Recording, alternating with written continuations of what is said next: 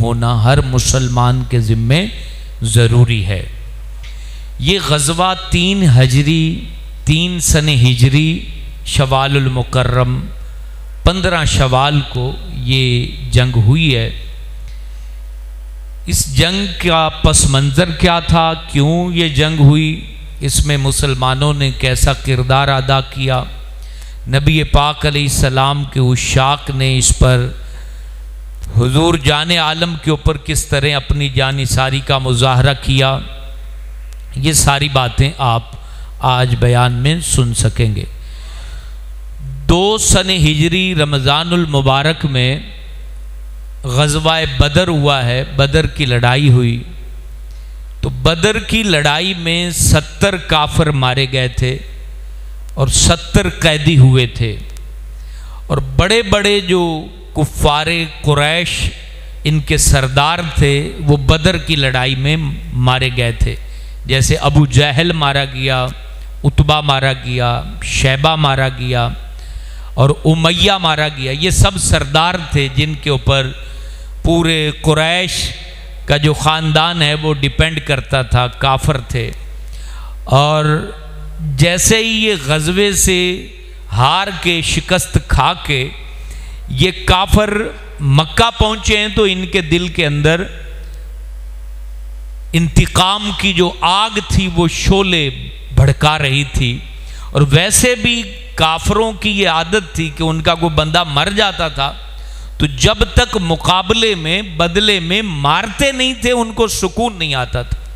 तो अब तो मतलब ये है कि एक मुखालिफ मजहब के लोगों ने मारा है, वो आपस में भी अगर एक बंदा को मार देता था तो बदले में वो कई मारते थे, उनकी जहालत थी। लेकिन बदर के अंदर जिनको ये कुछ समझते ही नहीं थे उन्होंने इनके सरदारों को मार दिया। तो ये अलग एक इंतकाम था, गुस्सा था, गज़ब था। और ये रोज़ाना मकसद मातम करने के साथ साथ ये इसकी प्लानिंग करते थे कि हमने अब मुसलमानों से बदला कैसे लेना है। बिलाखिर अबू जहल के बेटे का नाम है इकरमा, ये बाद में मुसलमान हो गए थे। इसी तरह उमैया के बेटे का नाम है सफवान और इसी तरह उतबा जो है उनकी भी औलाद थी। ये सारे लोगों ने अबू सुफियान को आके कहा कि हम जो मक्के के मुश्तरका तिजारत करते हैं, यानी इकट्ठा माल हम खरीदते हैं शाम वगैरह की मंडियों से, तो उस मुश्तरका तिजारत से जितना नफ़ा आया है इस पूरे साल का वो नफ़ा लड़ाई पर खर्च किया जाए। यानी मदीने में जो मुसलमान बसते हैं उनको ख़त्म करने पर ये इन्वेस्टमेंट की जाए। ये उन्होंने अबू सुफियान को मशवरा दिया। उस वक्त अबू सुफियान लीडर था, बाद में ये 8 सने हिजरी फतेह मक्का के मौका पर मुसलमान हो गए थे। तो ये मक्का के बड़े बड़े सरदार मरने के बाद फिर इनको बड़ा बना दिया गया था और इनको कहा कि आप तिजारत का सारा नफ़ा अब मुसलमानों को ख़त्म करने पर सर्व करें। वो खुश हुआ कि मैं भी यही चाहता हूँ और आप लोगों ने अगर इसके ऊपर प्लानिंग कर ली है और आप सारे यही चाहते हैं तो हम इस पूरे साल का जो बजट है वो सिर्फ जंग के लिए रखेंगे। 2 हिजरी रमज़ान को बदर हुआ है और फिर 3 हिजरी शवाल को, मतलब एक पूरा साल उन्होंने प्लानिंग की और इसके लिए अपनी फौज को इकट्ठा किया, अपने साथ साथियों को मिलाया और इसी तरह अपने औजार तैयार किए, तलवारें तैयार की, नेज़े तैयार किए, भाले तैयार किए। शवाल में ये फिर मदीने के ऊपर चढ़ाई के लिए चल पड़े कि बदला लेने हम सारे जा रहे हैं। इनकी तादाद कितनी थी? ये 3000 फौजी थे। इनमें 700 जो फौजी थे उनके पास ज़िरें थीं। ज़िरा का मतलब है लोहे की जैकेट जिसके ऊपर तीर या तलवार असर नहीं करता। 700 अफराद ऐसे थे जिन्होंने ज़िरें पहनी हुई थी। 200 इनके पास घोड़ा था और 3000 इनके पास ऊँट थे। 15 औरतें थीं जो इनको मकसद शेर पढ़ के जो है वो जोश दिलाने के लिए मुकर्रर थीं, 15 औरतें थीं। अब ये इतनी सारी टीम इन्होंने इसलिए इकट्ठी की थी कि अबू सुफियान ने, इन्होंने जब कहा था कि हम मुसलमानों को ख़त्म करना चाहते हैं, तो उस वक्त अबू सुफियान ने ये कहा था, याद रखो तूफान से टकराना आसान है, समंदरों की लहरों का मुकाबला करना भी आसान है, पहाड़ों से टक्कर लेना भी आसान है, लेकिन इस वक्त बदर की लड़ाई ने हमें बता दिया है मुसलमानों से लड़ना बहुत मुश्किल है। ये उसने कहा कि ऐसे हम नहीं जाएंगे, पूरी तैयारी करके जाएंगे, फिर मुसलमानों को हम जो है वो ख़त्म कर सकते हैं, वरना हम बदर देख चुके हैं कि उनके पास कितना जोश है, कितना जज्बा है। बिलाखिर ये इस तैयारी के साथ ये लश्कर लाओ लश्कर लेकर मदीने की तरफ रवाना हुए। हज़रत अब्बास जो नबी पाक के चचा जान थे, बदर की लड़ाई में कैदी हुए थे, वो वहाँ से मक्के आ गए थे अपना जो फिदिया अदा करके, तो वो अंदर से मुसलमान हो चुके थे। उन्होंने ख़त लिख दिया नबी पाक को कि ये लश्कर कशी मदीना तैयबा की तरफ हो चुकी है, लिहाजा आप अपनी खबरगिरी रखें। इतने में उस वक्त हज़रत अदी के बेटे हज़रत अनस और हज़रत मोनिस, ये सारी मालूमात आपको दे रहा हूँ जो अमूमन हमारे यहाँ ये नहीं होते मुसलमानों को पता। हजूर जाने आलम ने हज़रत अदी के बेटे हज़रत अनस और हज़रत मोनिस, इन दोनों भाइयों को भेजा के पता करो लश्कर कहाँ तक पहुँचा है। जब वो मदीने से बाहर आए तो चरागाह थी जहाँ पर जानवर चरते थे मदीने वालों के, घास फूस जो कुदरती बारिश से उगती है उसको चरागाह कहते हैं। वो मकाम अरीद पर चरागाह पर उन्होंने देखा कि वो तो बहुत बड़ा लश्कर है, मकसद वो यहाँ पर करीब पहुँच चुके हैं। तो वो वापस दौड़ कर गए और नबी पाक अलैहिस्सलाम से अर्ज़ किया कि उनका लश्कर तो मदीने की चरागाह तक पहुँच चुका है, बल्कि मदीने की चरागाह का सारा घास उनके जानवर खा चुके हैं। ये बात जब नबी पाक को बताई गई तो हुजूर अलैहिस्सलाम ने तमाम जो सहाबा थे, मदीने के लोग थे, उसमें मुनाफिकीन भी मौजूद थे। उस वक्त मुनाफिकों के मुतल्लिक मुकम्मल आयतें नाजिल नहीं हुई थी, तो वो भी उस मशवरे में मौजूद थे। हुजूर ने फरमाया कि भाई काफरों का जो लश्कर है वो करीब आ चुका है, तो अब हमें लड़ाई बाहर निकल के लड़नी चाहिए या मदीने में रहकर अपना दिफा बस करना चाहिए, वो खुद ही वापस चले जाएंगे।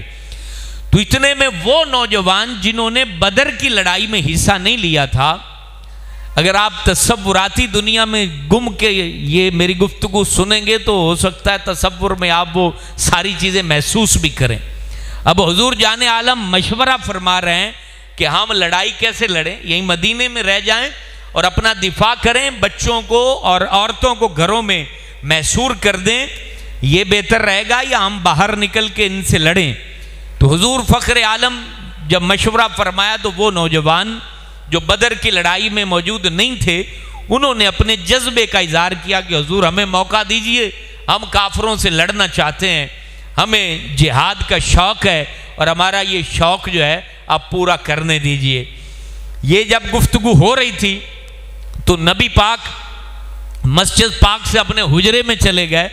जब हुजरे से बाहर आए तो हुजूर ने तमाम जंग का सामान पहना हुआ था, यानी हुजूर अलैहिस्सलाम ने सर पर वो लोहे की टोपी भी पहनी हुई है और फ़ख्र आलम ने अपनी ज़िरा भी पहनी हुई है, और आप बाहर आ गए।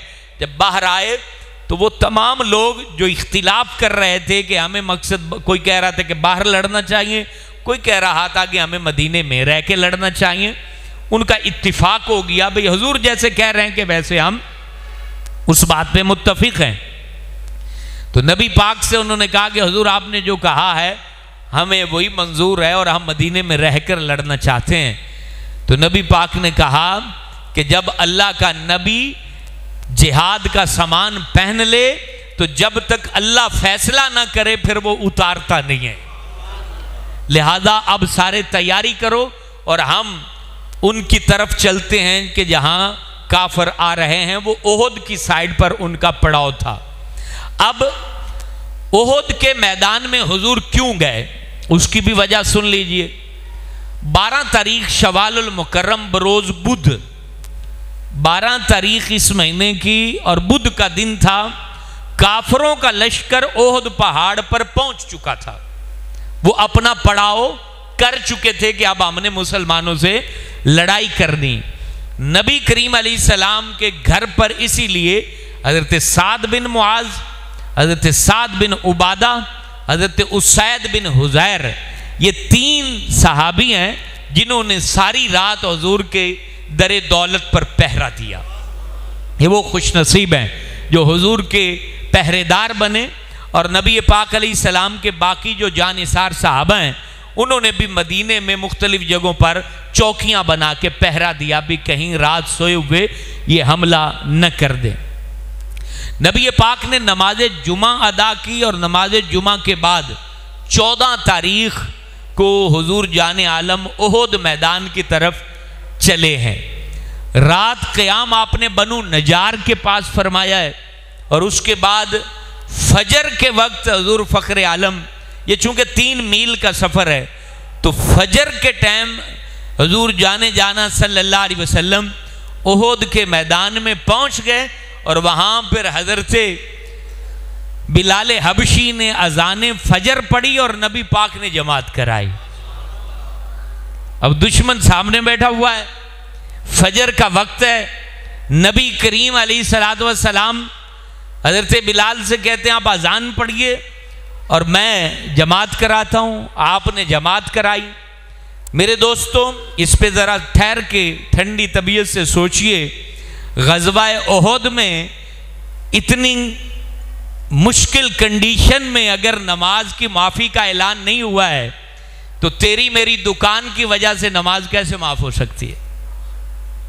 अल्लाह का नबी सैयदुल अंबिया होके जिहाद के मौका पर अपने सहाबा को उसने नहीं कहा कि तुम्हें आज नमाज माफ है, तो आज का जाहिल पीर कैसे कह सकता है अपने मुरीदों को कि तुम्हें नमाज माफ हो गई है, लिहाजा ऐश करो, जो कुछ मर्जी करते फिरो।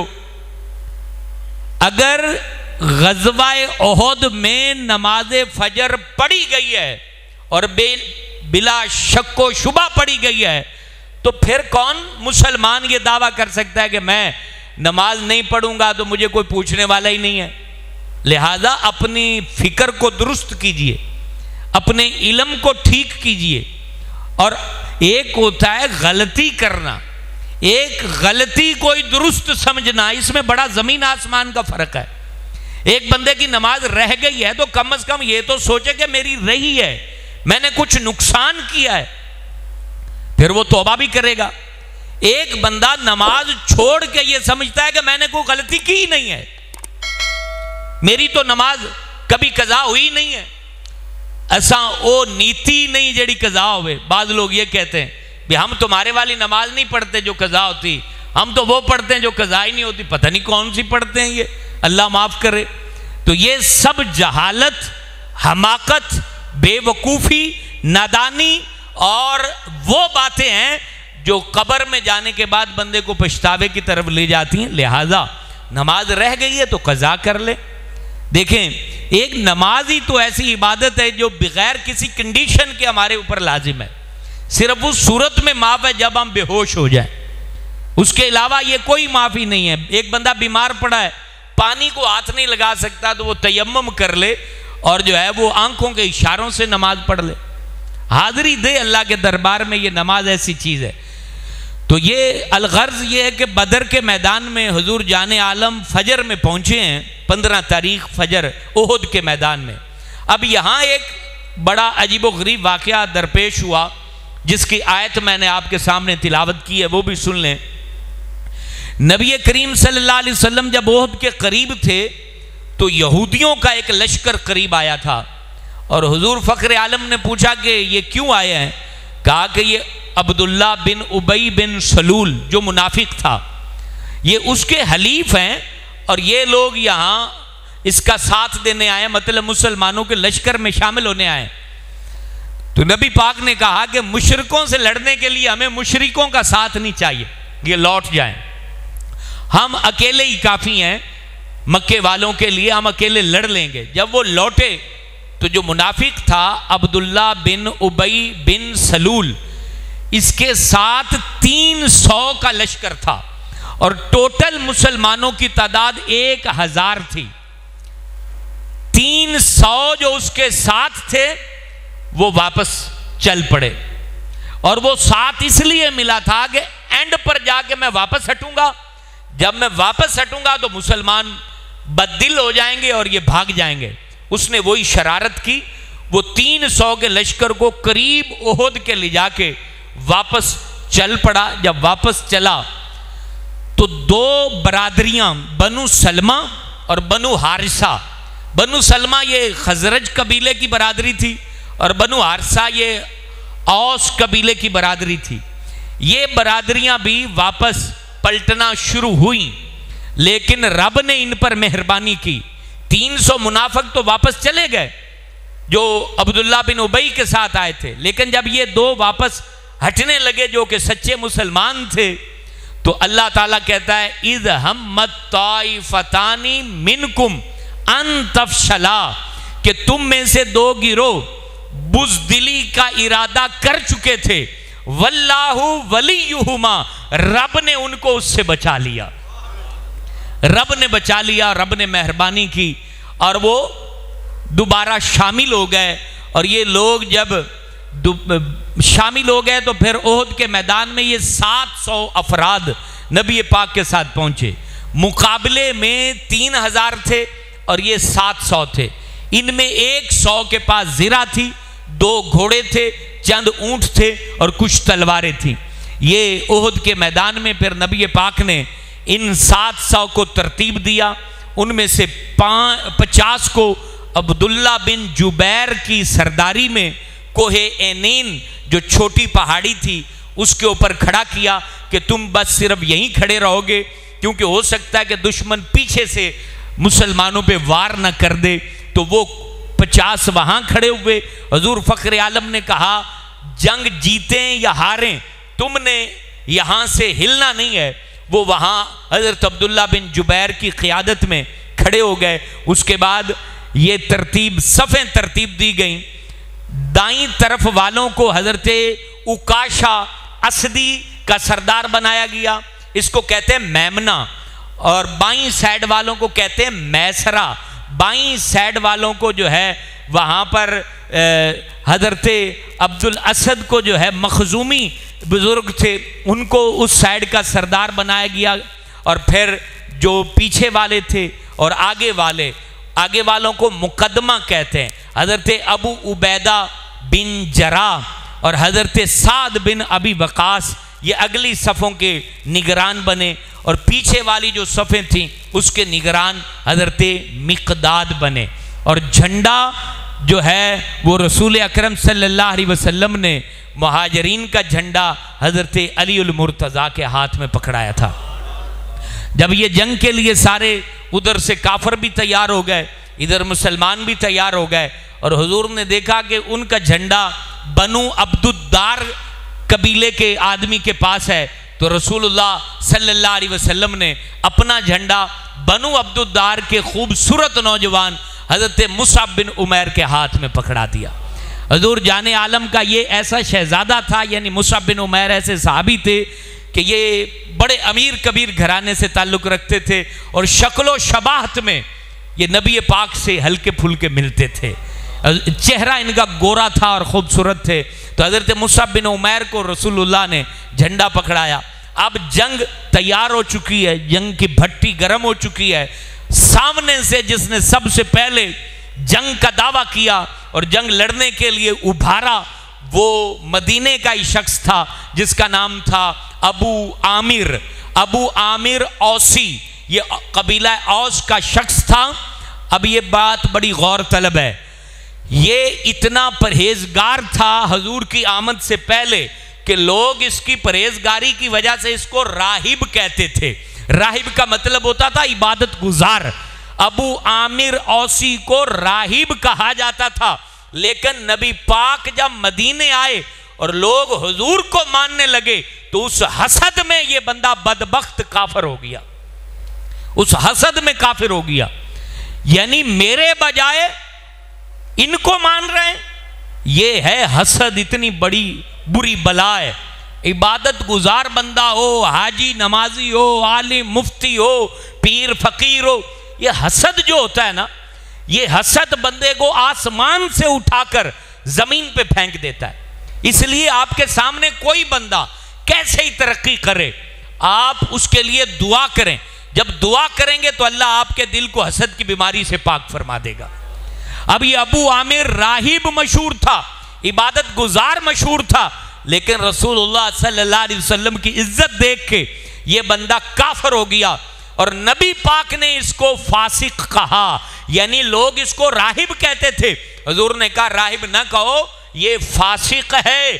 और फिर अल्लाह की तकदीर देखें, कुदरते बारी ताला देखें, आमिर काफरों की सफ में खड़ा है और इसका बेटा हजरते हंजला हुजूर की सफ में खड़ा हुआ है। ये अल्लाह की कुदरत है। हंजला अबू आमिर का बेटा था। अबू आमिर काफरों की तरफ लड़ रहा है और हजरते हंजला, जिनको गसीलुल मलाइका कहा जाता है, वो नबी पाक के सफ में खड़ा है। और नबी पाक से पता क्या अर्ज करता है, हुजूर मैं आपसे इजाजत मांगने आया हूं, मुझे इजाजत दीजिए, मैं अपनी तलवार से अपने बाप का सर उतारना चाहता हूं।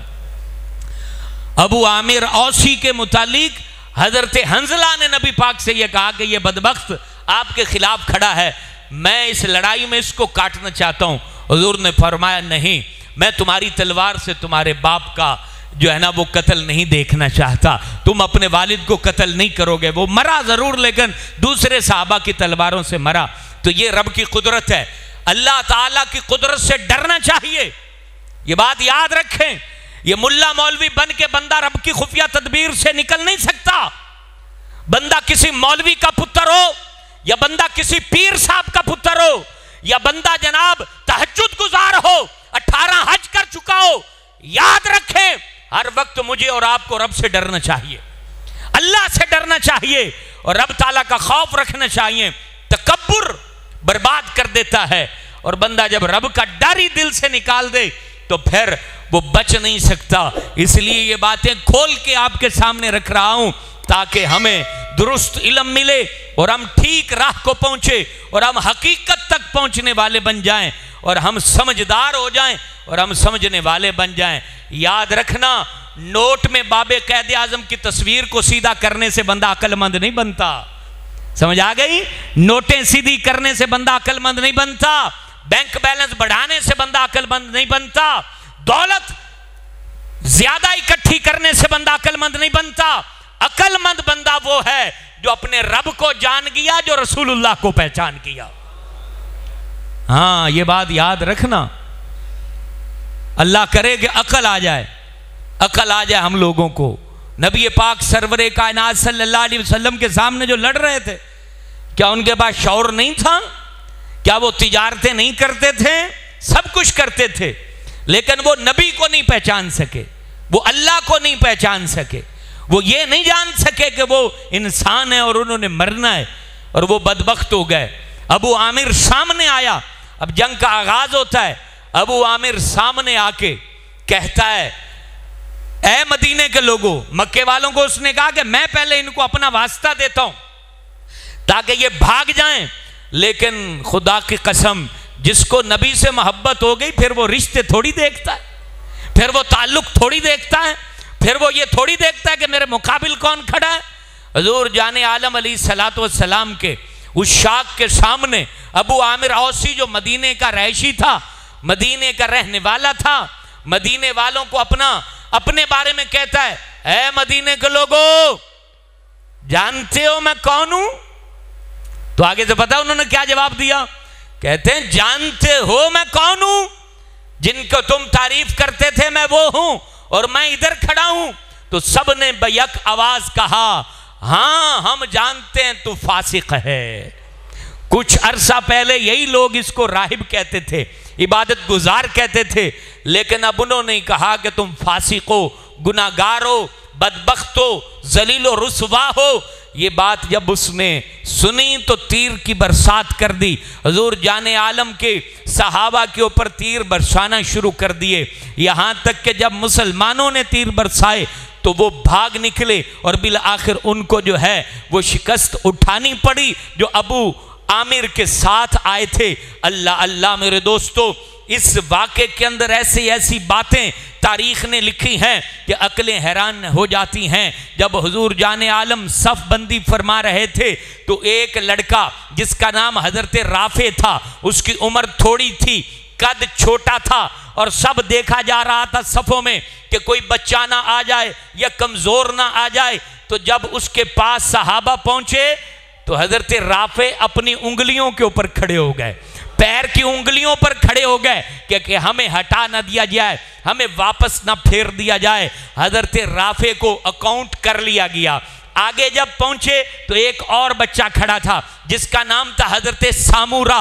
हज़रत सामुरा, उसका कद पूरा नहीं हुआ, उनको हटाया गया। तो वो कहते हैं राफ़े को किश्ती में, मैं जब कुश्ती करूं तो राफ़े को मैं गिरा देता हूं, मैं कबड्डी के अंदर ढा देता हूं, तो उसको तो सेलेक्ट कर लिया और मुझे क्यों रिजेक्ट कर रहे हो। तो कहा कि ठीक है, अगर राफ़े सेलेक्ट हो गया है तो सामुरा तुम भी फौज में आ जाओ। उसके बाद हज़रत अमर बिन जमू ऐसे सहाबी थे जो पैर से लंगड़े थे, माजूर थे, उनको सहाबा ने कहा तुम जंग में नहीं जा सकते। हज़रत अमर रोने लग गए, नबी के पास आए और आके पता क्या कहते हैं, हुजूर क्या मैं लंगड़ाते लंगड़ाते जन्नत की सैर नहीं कर सकता? मैं जन्नत की सैर को नहीं जा सकता? कितना अच्छा लगेगा मैं इसी तरह लंगड़ाते लंगड़ाते जन्नत की सैर करूं। हुजूर की आंखें भर आई और उसके जज्बे को देख के नबी पाक ने अपने साथ मिला लिया। कैसी तारीख में ये अल्फाज लिखे हैं कि हज़रत अमर बिन जमू जो अपने पैर से माजूर थे, 4 बेटों के साथ जंग में आए और मदीने से निकलते हुए रब से कहने लगे, या अल्लाह तेरा ये बंदा तेरे नबी पर कुर्बान होने जा रहा है, इसको वापस मदीने ना आने देना, इसको मदीने ना आने देना। जब जंग की भट्टी गर्म हुई, ओहद के दामन के अंदर आशिकाने रसूल हुजूर जाने आलम के सच्चे जो है मुहिब्बीन नबी पाक पर अपनी जानें निछावर करने लगे, तो हज़रत अमर बिन जमू जो थे वो अपने बेटे का हाथ थाम के, उनका बेटा लड़ भी रहा है, अपने बाप को सहारा भी दे रहा है, ये सहारा देते देते लड़ते लड़ते शहीद हो जाते हैं। कुछ देर के बाद जो है जब काफिर भागते हैं, शिकस्त खोरदा होके वहाँ से निकलते हैं, तो हज़रत अब्दुल्ला बिन जुबैर की क़यादत में जो लोग पहाड़ी पर पहरा दे रहे थे, मोर्चा बंदी का काम कर रहे थे, नबी पाक अलैहिस्सलाम की बात पर जब अमल न किया और नीचे उतरे, हज़रत अब्दुल्ला बिन जुबैर ने कहा कि नीचे मत उतरो, हमें नबी पाक ने मना किया है, लेकिन जो तकदीर में लिखा था उसने होना था, वो नीचे उतरे। खालिद बिन वलीद जो उस वक्त काफरों की फौज में थे और मैमना यानी दाईं साइड के वो सरदार थे, उन्होंने अपने काफिले को बुलाया कि हमें मौका मिल चुका है, वापस पलटो।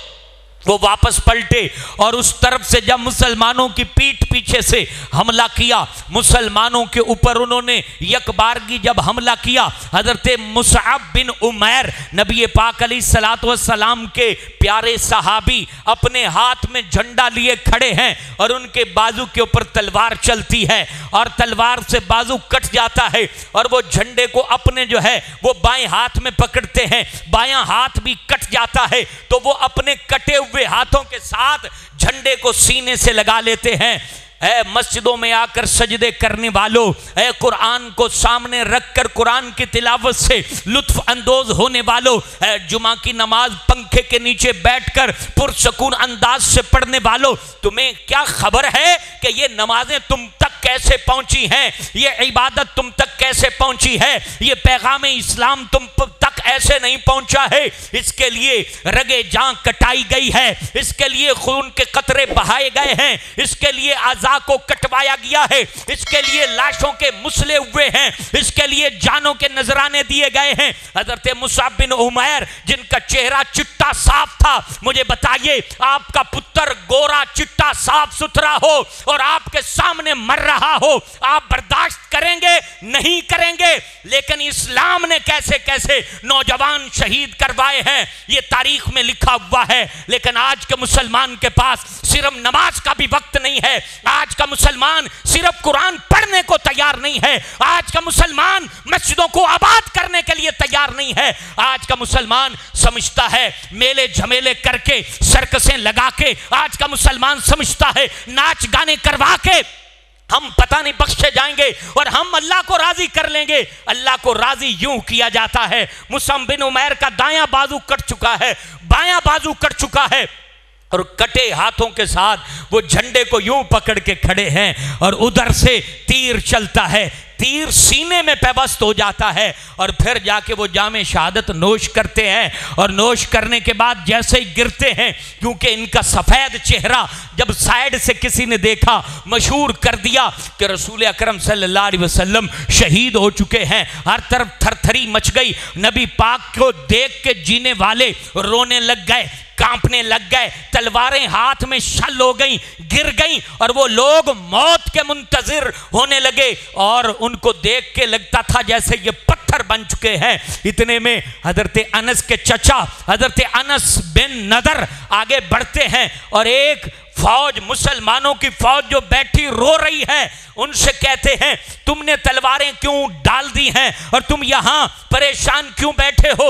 वो कहते हैं जिनके लिए लड़ रहे थे जब वो नहीं रहे तो हमने जिंदा रह के करना क्या है, हमने लड़ के करना क्या है। हजरत अनस बिन नदर, हजरत अनस के चचा कहते हैं लोगों अगर ये बात है तो मैं तुम्हें कहता हूं अगर रसूलुल्लाह दुनिया में नहीं रहे तो मैं और आप जी के क्या रहेंगे, आओ लड़ो और अपने आप को हुजूर के कदमों में पेश कर दो। ये आगे बढ़ते हैं, सिर्फ हजरत अनस बिन नदर जब जमीन पर गिरे थे और उनकी लाश पर जख्मों को गिना गया था तो 80 जख्म उनके बदन पर लगे हुए थे। काफिरों ने उनका नाक काट दिया था, कान काट दिए थे, लब काट दिए थे, उनका मुसला कर दिया था। हजरत अनस बिन नदर, हजरत अनस के जो है वो बाबा हुजूर का अल्लाह अल्लाह। इतने में नबी पाक अलैहिस्सलातु वस्सलाम जख्मी हालत में जब ओहद पहाड़ की तरफ ऊपर बढ़ते हैं, उस वक्त हजरत अली उल मुर्तज़ा की आंखों के सामने भी हुजूर जाने आलम नहीं थे। हजरत अली तलवार चलाते हैं, उधर से अपना सर मुबारक घुमा घुमा के देखते हैं कि रसूलुल्लाह कहाँ है, उधर काफरों को मारते हैं, उधर नबी पाक को इनकी निगाहें ढूंढती हैं। क्या इश्क था, क्या मोहब्बत थी। नबी पाक इतने में आवाज देते हैं कौन है, कौन है जो हम पर अपनी जान निछावर करेगा। हजरत ज़ियाद बिन सकन बढ़ते हैं, हुजूर के आगे खड़े हो जाते हैं, अपनी जान का नजराना पेश करते हैं और उनको कोई करीब जाके पूछता है इस वक्त क्या दिल चाहता है। कहते हैं मुझे घसीट कर ले जाओ और हुजूर के बस कदमों में डाल दो। उनका रुखसारे मुबारक, उनकी गाल मुबारक हुजूर के कदमों पर लगती है, रूह कब से उनसरी से परवाज कर जाती है। हजरत अबू दजाना से नबी पाक ने कहा कौन है जो मेरी तलवार का हक अदा करेगा। हजरत अबू दजाना कहते हैं मैं आपकी तलवार का हक अदा करूंगा। हुजूर बताइए इस तलवार का हक क्या है। नबी पाक ने कहा इतना लड़ो कि ये लड़ते लड़ते तलवार टेढ़ी हो जाए। और फिर जमाने ने देखा कि हजरत अबू दजाना कैसे लड़े। हुजूर जाने आलम के ऊपर कमान बन के खड़े हो गए, अपनी अपनी पीठ के ऊपर तलवारें सहते रहे। हजरत तलहा ने नबी पाक को अपनी पीठ पर उठा लिया और हुजूर जाने आलम जब अपना सरे मुबारक यूं करते तो हजरत तलहा कहते आका मेरी मां भी आप पे कुर्बान, मेरा बाप भी आप पे कुर्बान, आप अपना सर इधर ना कीजिए, तलवार आपको ना लग जाए, तीर आपको ना लग जाए। अल्लाह। हजरत कतादा आगे बढ़े, तीर चला, हजरत कतादा ने अपना चेहरा हुजूर के चेहरे के आगे कर लिया। ऐ मुसलमान, ऐ पैसे से प्यार करने वाले, ऐ नशे से प्यार करने वाले, ऐ सियासत से प्यार करने वाले, ऐ कुर्सी से प्यार करने वाले, ऐ नंबरदारी से प्यार करने वाले, मिट जाएगा सब कुछ, लुट जाएगा सब कुछ, कट जाएगा सब कुछ। खुदा की कसम सच्चे तो वो थे जो हुजूर पे सब कुछ लुटा के चले गए। या रसूल अल्लाह, या रसूल अल्लाह। सच्चे तो वो थे जो हुजूर पर सब कुछ कुर्बान करके चले गए। आज का मुसलमान, अभी मैंने 2 दिन पहले खबर पड़ी कि यहाँ स्टाफ से 1.5 किलो चर्स बरामद हुई है। ये कलमा पढ़ने वाले, कुरान पढ़ने वाले जिनके घरों में चर्स किलो और मनों के हिसाब से रखी है। ये हैं जो मौलवियों को बाद में अपनी कब्रों पर कुरान पढ़वाते हैं। आज मेरे पास एक माई यहाँ जुमे से पहले आई और उसके आंसू टप टप गिर रहे थे। कहते पुत्र दुआ करना मेरा बच्चा नशई हो गया है, दुआ करना मेरा बच्चा नशई हो गया है। और उसके 5-6 माह के बच्चे हैं जो हम उनके मेके छोड़ आए हैं और उसको होश नहीं होती। मेरे पुत्र को बुढ़ी माँ अपने बच्चे को वहां बाथरूम में ले जाके नहलाती है और उसको कपड़े बदलवाती है, बच्चे को होश नहीं है। मुझे बताओ, ऐसे मुसलमान, ऐसा आदमी जो नशा बेचने वालों का सरपरस्त है, वो हजरत मोहम्मद रसूलुल्लाह को क्या मुंह दिखाएगा? हजरत मोहम्मद रसूलुल्लाह सल्लल्लाहु अलैहि वसल्लम को वो क्या मुंह दिखाएगा जब कब्र में उससे पूछा जाएगा ये तेरा नबी हजरत मोहम्मद रसूलुल्लाह। अब ये मुंह दिखाने के काबिल होगा जिसने नशा बेच के और बूढ़ी माओं को रुलाया, जिसने नशा बेच के कई औरतों के सुहाग उजाड़े, जिसने नशा बेच के कई जवानों को बर्बाद किया। मेरे मुसलमान भाइयों, बहुत गलत हैं वो लोग जो ऐसा तिजारत कर रहे हैं। नहीं छुटकारा तुम्हारा जो भी इस काम में मुलव्वस है। पहुंचा दो उस तक मेरी बात, मैं आखिरी दम तक बोलता रहूंगा कि ये घर उजाड़ने वालों का घर नहीं बच सकता, नहीं बच सकता, नहीं बच सकता। किसी को मेरी बात बुरी लगती है, 100 बार बुरी लगे, हम मुसलमान हैं यार, कुरान पढ़ते हैं, कलमा पढ़ते हैं। हमारे चौक चौराहों पर मनोचर्च बिक रही है। क्या बेचने वालों के घर में ला इलाहा इल्लल्लाह मोहम्मद रसूलुल्लाह की आवाज नहीं जाती? और एक तरफ ये मुसलमान ओहद के मुसलमान हैं, सब कुछ हुजूर पर लुटा दिया, सब कुछ लुटा दिया। और फखरे आलम सल्लल्लाहु अलैहि वसल्लम जंग के बाद वक्त चूंकि खत्म हुआ, हुजूर जाने आलम के चेहरा मुबारक के ऊपर जो सर के ऊपर जो आपने टोपी लोहे की पहनी हुई थी ना, उसके कील हुजूर के चेहरे में घुस गए थे। अबू उबैदा बिन जराह नबी के करीब आए और उस कील को दांतों से खींचा तो उनके दांत टूट गए। दूसरा कील खींचा, दूसरा दांत टूट गया। और कुर्बान जाओ, उन्होंने एक बार भी हुजूर पर ये बात नहीं की कि हमने तो आपके लिए ये किया है। नबी पाक अलैहिस्सलाम का कलमा पढ़ना है और अल्हम्दुलिल्लाह ये अल्लाह का बड़ा करम है कि हम कलमा पढ़ते हैं। तो हम कम से कम 5 नमाजें पढ़ें, हम दीन को अपने ऊपर अप्लाई तो करें ना। हम ओहद की बात इसलिए की और आधा चैप्टर बयान हुआ है, पूरी बात अभी बयान नहीं हुई है। तो जिससे ये जाहिर होता है कि मुसलमान जो नबी से मोहब्बत करता है उसको नबी पाक की बातों को मानना होगा, तो फिर ही वो अपनी ज़िंदगी में कामयाब ठहरेगा। अल्लाह जल्ल जलालू शुहदाए ओहद इनका सदका कभी मौका मिलेगा तो आपको हज़रत अम्मे रसूलुल्लाह, असद रसूलुल्लाह, हज़रत अमीर हमज़ा के मुतालिक तफसीली गुफ्तगू करेंगे इंशाअल्लाह ताला। और बाकी शुहदाए ओहद के मुतालिक भी हुजूर ने फरमाया जो शुहदाए ओहद के पास आए और इनको सलाम करे तो क़यामत तक उसको दुआ देते रहते हैं। अल्लाह ताला इनका सदका हमारी बख्शिश करे।